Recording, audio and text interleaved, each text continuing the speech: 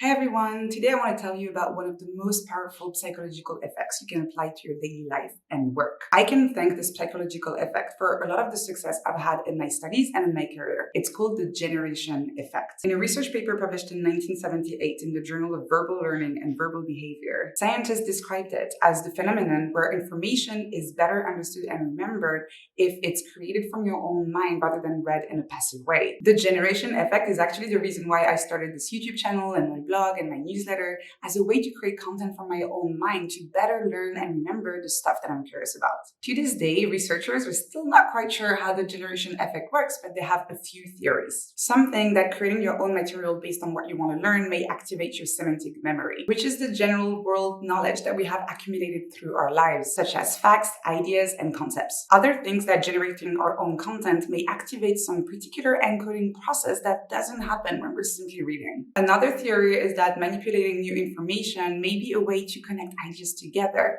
which make it easier to retrieve that information later on. Whatever the origin of the generation effect, it has been shown to be immensely helpful when it comes to learning and remembering new information. So how can you use the generation effect in your daily work and life? An easy one is whenever you're reading a blog post, open a new tab or your notebook and write down a few bullet points from memory. Or let's say that you're trying to learn how to code.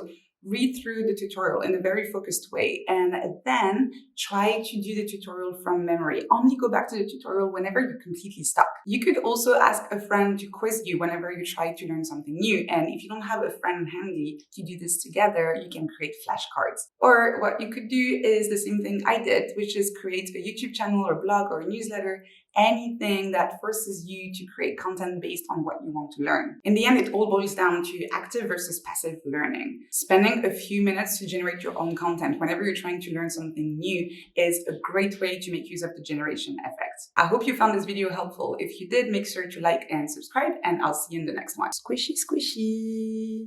Hey.